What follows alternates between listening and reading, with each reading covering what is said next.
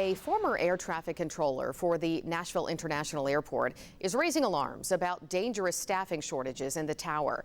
That's as passenger air traffic has more than doubled since 2015. Steve Mailing from our sister station in Nashville has how the situation could lead to disaster if no changes are made. They'll always provide you food, they'll always provide you a place to sleep, and they'll always take care of your family. When Gerald Graves Jr. joined the military, it didn't take long for him to find his calling. How about air traffic control? I was like, sold. I'll take it. Give me the job. After over 20 years serving not only as a military controller, but an air traffic manager, his service was done overseas. These are all people that worked for me. He joined Nashville's tower in 2019, and as Nashville continued to grow post-COVID, staffing in the tower was playing catch-up.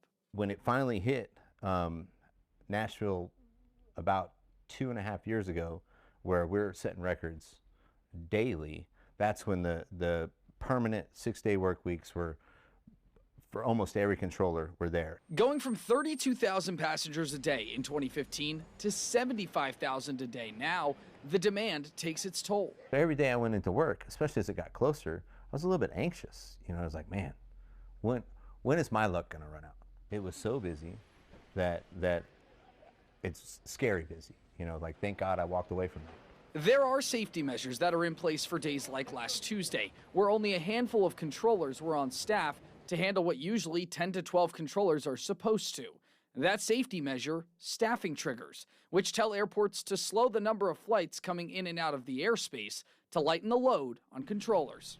Nobody wants to have an error, but there comes a point where you just get overloaded. And WSMV4 got our hands on an internal memo, which says entering a staffing trigger without air traffic manager or operations manager approval is not permitted.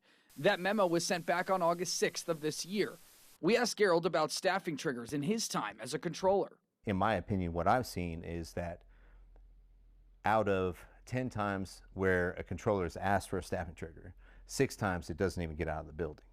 And 4 times it does, but only 1 time it's approved.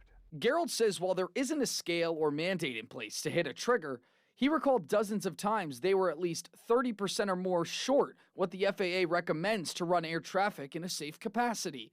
He and other former controllers say if the problem is not fixed soon, with the airport's rapid expansion, it could be a recipe for disaster. It's like a time bomb. Nobody wants it to happen, but the fear every day going in there is that today could be the day.